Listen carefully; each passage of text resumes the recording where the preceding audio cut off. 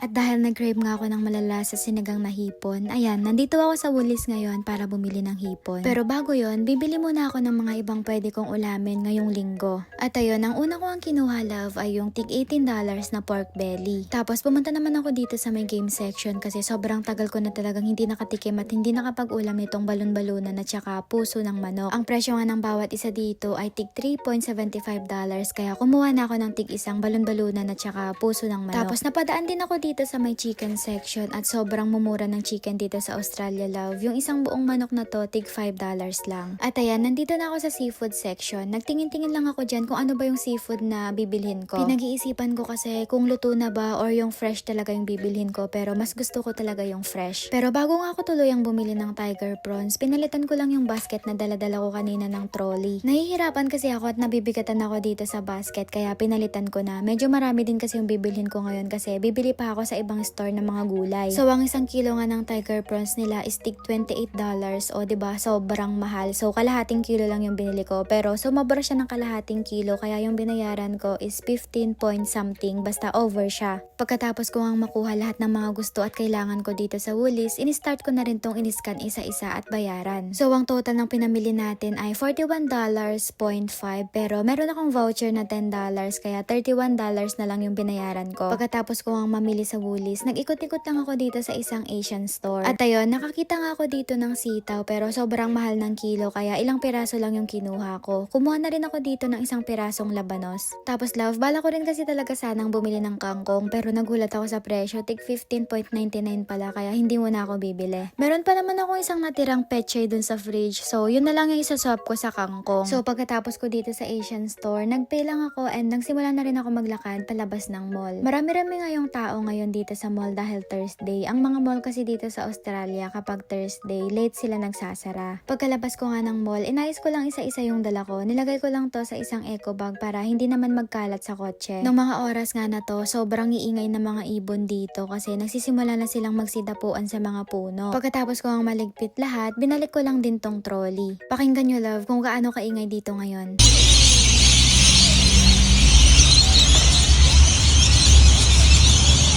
O diba, napakaingay ng mga ibon. Anyways, ayun, pagkabalik ko ng trolley, nagsimula na rin ako mag-drive at naabutan nga ako ng ulan sa daan. Pagka uwi ko nga, nagsalang lang ako dito ng bigas kasi hindi na kasya yung bahaw na natira para sa pang-dinner ko. At bago ko nga sisimulan ng pagluto ng sinigang na prawns, pinrep ko muna tong mga nabili ko kanina. Dinivide ko nga lang to sa 3 plastic para kapag nagluto ako, hindi na ako mahihirapan. Nga pala, love, hingiin ko nga yung suggestion nyo dito. Maliban sa adobo, ano pa ba yung pwedeng luto doon? Paki-comment na lang sa comment section. Salamat! Pagkatapos ko ngang maiprep yun, dito naman ako nag-focus sa baboy. Grabe, hirap na hirap ako dito sa pagkat ng balat niya. Kahit pa winter na dito ngayon, pinagpawisan pa rin ako. Paano ba naman sobrang purol ng kutsilyo tapos medyo matigas din yung balat ng baboy. Pero anyways, nairaos naman natin. So pagkatapos ko nun, nag-prepare na ako ng mga gulay na gagamitin ko at ilalagay ko sa sinigang na hipon. Ayun, nag-cut lang ako ng sitaw tapos pagka-open ko nga kanina ng fridge, may nakita rin akong talong kaya kumuha na rin ako ng isang piraso. Tapos dito naman sa labanos, kalahati lang yung ilalagay ko dito kasi yung kalahati, isasalad ko to. Tapos ayun, naalala ko, may okra din pala sa fridge, yung frozen. So maglalagay na rin ako ng okra mamaya. So ang gagawin ko, kailangan ko na lang i-defrost yung okra para mabilis na lang lutuin. And then normally, kapag nagsisigang sila ng hipon, hindi na sila naglalagay ng bawang. Pero ewan ko ba sa akin anong trip ko kasi maglalagay ako ng bawang ngayon. Tapos nag-cut lang din ako dito ng 2 pirasong kamatis at nilinisan ko na rin yung pechay na natira ko kahapon. Pati nga yung mga naunang gulay na naikat ko, hinugasan ko na rin. O diba, sobrang daming gulay na ilalagay natin ngayon. Yung kangkong lang talaga yung wala. So pagkatapos ko nga sa mga gulay, sisimulan ko naman ng linisin itong tiger prawns. So bali ang gagawin ko, tatanggalan ko lang to ng paa at ng balbas tapos yung patusok niya sa may ulo. So bali, susubukan ko rin tanggalin yung tinain nito sa likod pero kapag hindi talaga kaya, hindi ko na ipipilit. So ayun ang ending, tinry ko naman pero hindi lahat natanggalan ko. At pagkatapos ko nga matanggalan ng paa at malinisan yung ulo, huhugasan ko lang din to para maging malinis talaga. Yung size nga ng tiger prawns na to, love, ay hindi magkakapareho. May malaki, meron din namang maliit. At ayan, nai-ready na nga natin lahat. Simulan na natin ang pagluto. Naglagay lang ako dito ng konting oil kasi igigisa ko dito yung bawang, sibuyas at saka kamatis.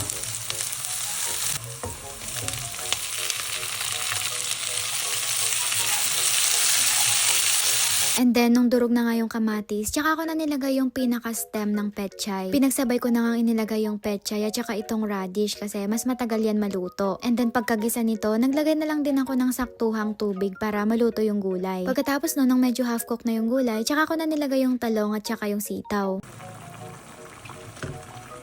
So ngayon, pagkakulo, isusunod ko naman ngayon ilagay itong dinefrost natin na okra. Nga pala yung okra na yan, love, mabilis na lang yan lutuin kasi dati na yan nalaga, finreezer lang. Naglagay nga rin pala ako dito ng konting patis, pampalasa. And then ayun, nilagay ko na dito yung tiger prawns. Pagkatapos ko nga mailagay yung tiger prawns, tsaka ko na nilagay yung sinigang mix na gabi. Medyo dinamihan ko nga talaga yung lagay dito kasi gusto ko talaga yung sobrang asim at miss na miss ko na talaga mag-ulam ng sinabawan or sinigang na hipon. Pagkakulo nga at nung luto na rin yung mga gulay, tsaka ko na to nilagyan ng konting paminta at ipinatong ko na lang sa taas yung dahon ng pechay. And that's it. Pwedeng-pwede na yan banatan.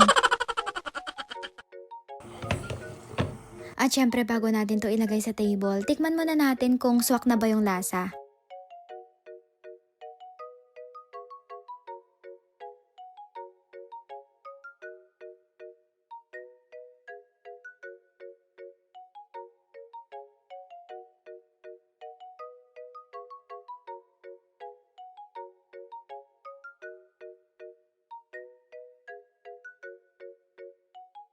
At ayun, nung naging okay na nga yung lasa sa akin, sinimulan ko munang ligpitin yung mga naging kalat ko kanina at yung mga nagamit ko. Thank you, Lord. So full. Ang sarap ng gulay ko. I want a lot of labanos. Yeah, I just had one. So, may bagoong ako dito, love. Ayan. Lagay natin tong sambong sili. Wait, I got a lots of rice po. Sarap nito, oh. Pag fresh yung hipon, yung ulo.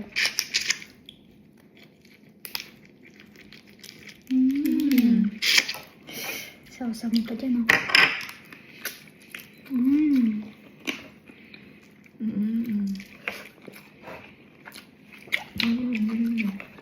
For this one, yummy. Alat eh. Siyempre, bagoong yan eh.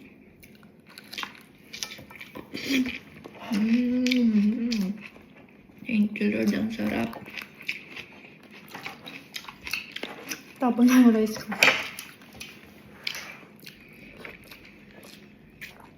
Ang laki, oh. Kaya akong makuha Ba't minsan. ganito, Kaya itim? ano.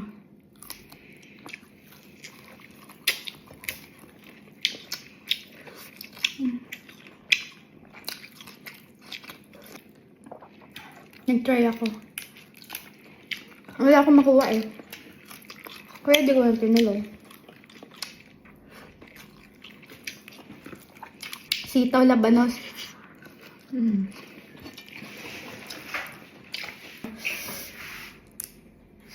Kailangan ko tanggalin yung ano ko? Yung betones ko. Magkano to? Ang sikip. Sarap na ito, love. Sausaw sa bagoong. Ito, oh.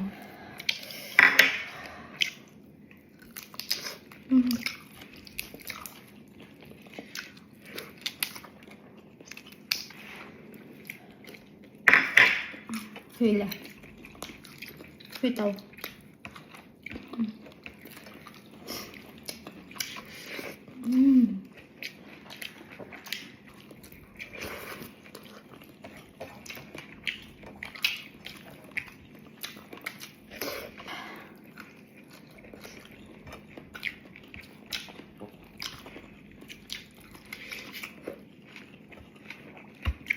Solved na ang dinner. Water. Solved.